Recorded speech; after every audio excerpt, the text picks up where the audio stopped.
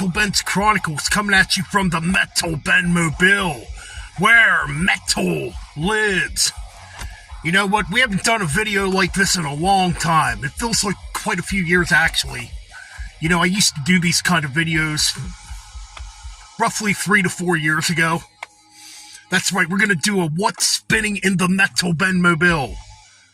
Yes, requested by the one and only Fraser. He wants me to bring these videos back, so we're going to bring them back. Why not, you know? I believe Scott Waters still does these kind of videos. You don't really see videos like this anymore, but we're going to bring them back. Anyways, what is spinning in the Metalbenmobile here in the last couple days? Well, we're going to find out right now. Let's get right into it. Well, you know what? I broke out my Hellripper CDs. Freaking Hellripper is just absolutely freaking amazing, you know. So right here we got their 2017 debut. I believe this came out in 2017. Colligating Darkness. Trying to get that glare out of there. The only thing I hate about Jewel Case is the glare. Anyways, that's their debut. Man, does this thing rip. I mean, this thing sounds hungry as hell, man. Like, yes, the opening track, that's definitely the riff from Hit the Lights, but played faster. But my goodness, it's still killer. Bastards of Hades, you know, just killer stuff. You know, the title track is freaking almost pure black metal. It's got some pretty wicked riffs in it. Yeah, man, if you want riffs, it doesn't matter which Hellripper album you listen to, because you're gonna get riffs. You can hear a lot of, like, early Megadeth, too, in some of these riffs. Mixed with some Motorhead, mixed with some Darkthrone, you know, just killer stuff. Now, this was the first one I bought. This one came out in 2020. Affair of the Poisons. Man, does this thing rip too. Again, just fast, raw, hungry sounding, you know. I'll tell you what, man. Hellripper easily has to be one of the best. Well, it's a one-man project, you know.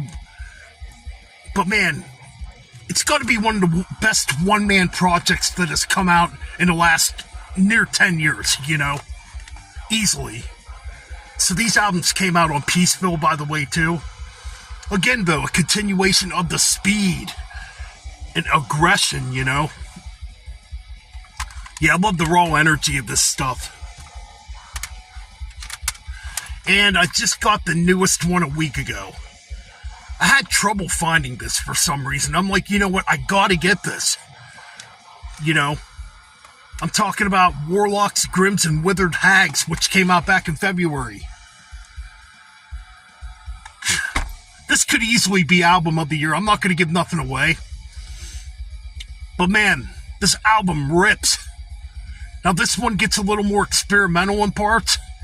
You know, you get some melodic guitars thrown in a little bit here and there. You know, Warlocks, Grims, and Withered Hags sounds like it could be easily off an album like Master of Puppets with the riffs, you know.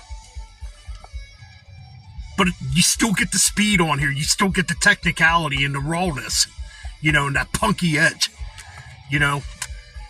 And the last track on here is almost pure black metal, Mester Store Worms, you know. My goodness, man.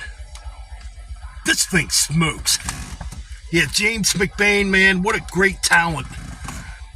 And just a great fucking writer, man. The dude knows how to write riffs. Alright, moving on. Okay, we got a classic here. Now, this one came out way back in 1970, and I've been wanting this one for quite a while, and I couldn't believe I found this used about 2 weeks ago when I was out when I was at our local record shop. I'm talking about the debut by Lucifers Friend, featuring the late John Lawton on vocals, who would go on to join Uriah Heep for a bit back in the late 70s, replacing David Byron. Man, Yeah, man, this is a good album. You know, a lot of people talk about Black Sabbath, obviously, because Black Sabbath probably invented heavy metal, but there's other good stuff that came out at that time when it pertains to proto-metal. I'm talking like, obviously, In Rock by Deep Purple, you know, you had Sir Lord Baltimore coming out, Mountain, a bunch of other bands that were trying to do, like, a heavier style of, heavier style of music, I guess you could say. Like, I guess it kind of started with, like, the psychedelic movement a little bit with Hendrix, and stuff like that, but I think bands like Deep Purple and obviously Sabbath took to another level. This one's pretty heavy for its time, too, and pretty dark. You get those epic Hammond organs, too. Excellent debut.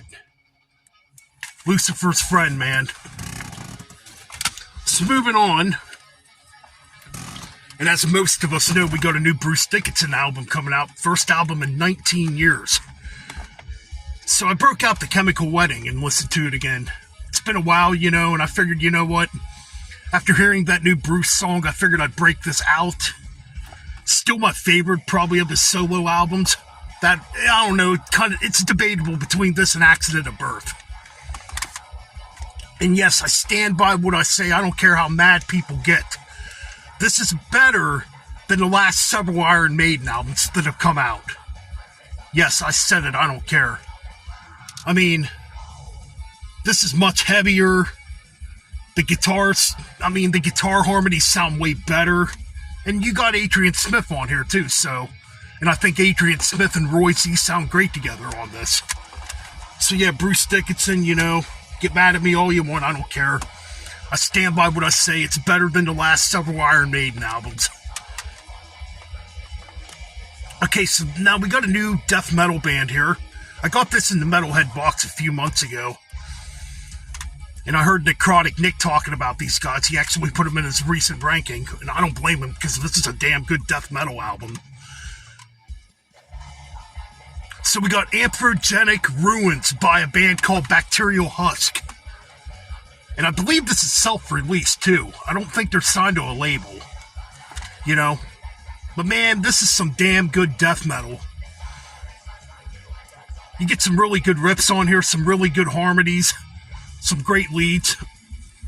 I really enjoy this. I mean, yeah, man.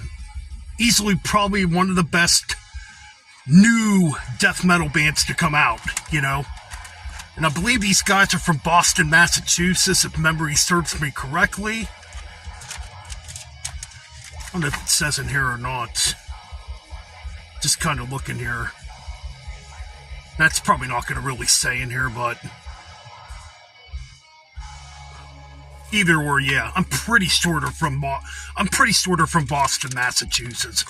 If I'm wrong about that, tell me in the comments section. But no, I really enjoy this. I hope these guys do get signed to a label. If not, man, nowadays you can easily self-produce your own music. I mean, look at Haunt. Haunt does it, And a lot of other bands do it too. You don't necessarily need a label, even though sometimes a label can help out. Okay. So the other day it rained here in PA. So I broke out some, like, darker, doomier stuff too. So I broke out the second Green Carnation album, which is one track. It's well over 63 minutes long, if memory serves me correctly. Light of Day, Day of Darkness. Just one track. Man, this is a damn good track. I mean, to me, it doesn't get boring at all. I think it's a very interesting listen. Yeah, it definitely has some doomy elements to it. Now, these guys come from black metal bands, too. I believe one of the members comes from Carpathian Forest. And I'm pretty sure one of these members comes from In the Woods also. So yeah, man, really good listen. I really need to get more of their stuff. Yeah, this is more like progressive doom. You get some psychedelic elements. You even get elements that remind you of, like, Pink Floyd a little bit. Like, imagine if Pink Floyd took a track like Echoes and added heavy guitars to it. That's kind of what you get here, you know. It definitely has that vibe to it in parts, you know. I really enjoy this. This is a really good listen to, especially on a cold, rainy day, man. Anyways, moving on. So, Jeff over Gas Mask Hand Grenades did a, one of his father episodes, and he was talking about Devin Townsend. So it got me in the mood to break out some Strapping Young Lad, because I no longer have no Devin Townsend solo albums. I gotta get some again. So I broke out City. This thing is so freaking brutal. It still sounds brutal all these years later. Came out way back in 1997. I think it's really good stuff. I mean, it still holds up to this day. It's still one of the angriest, most brutal albums. And you know, Devin just sounds like he's going absolutely insane on this freaking record.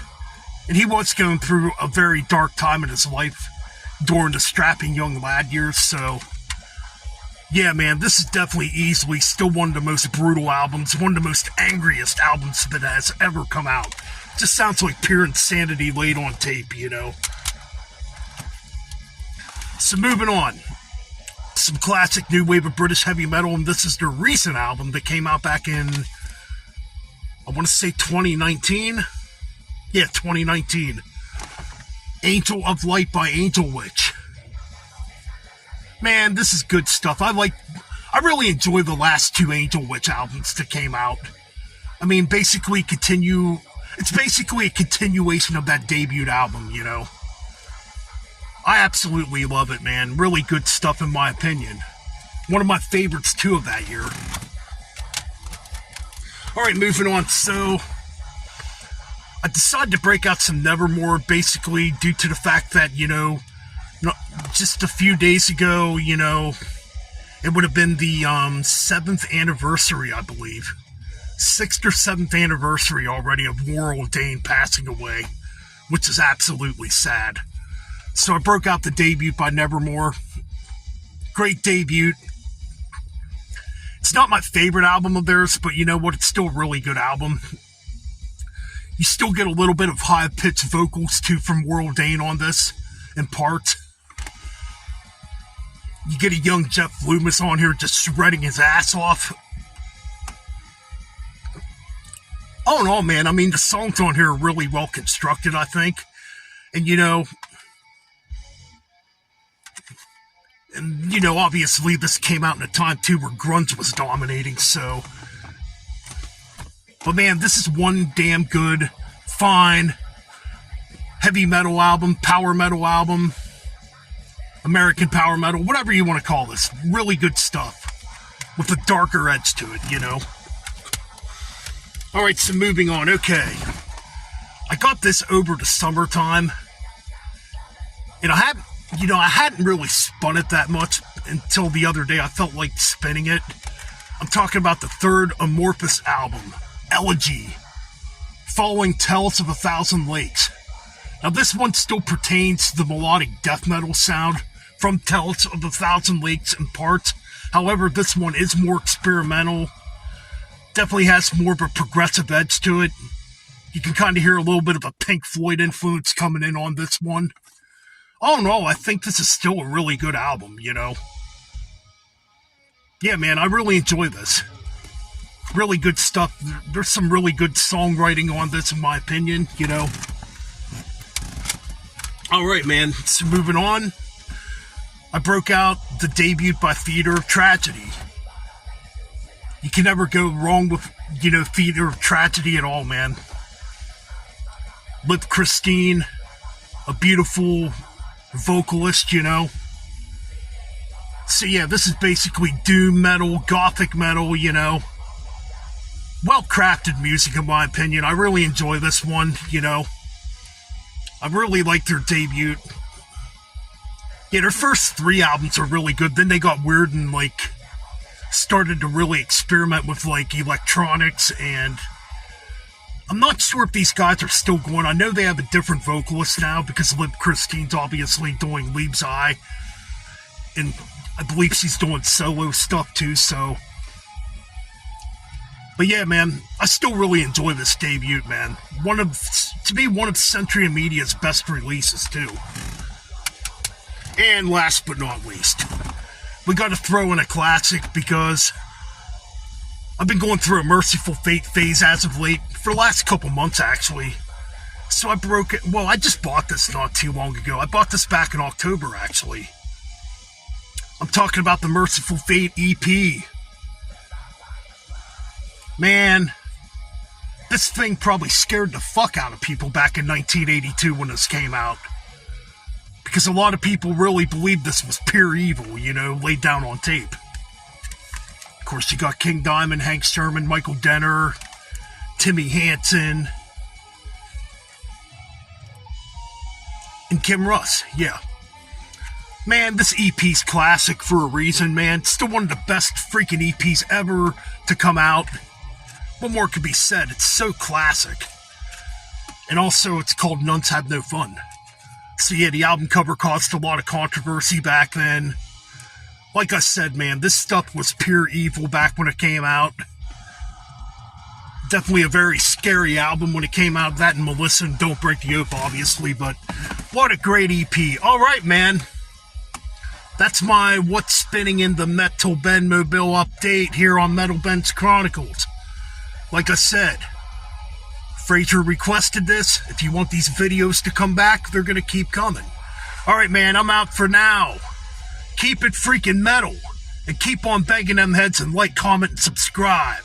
Alright, man, we're out.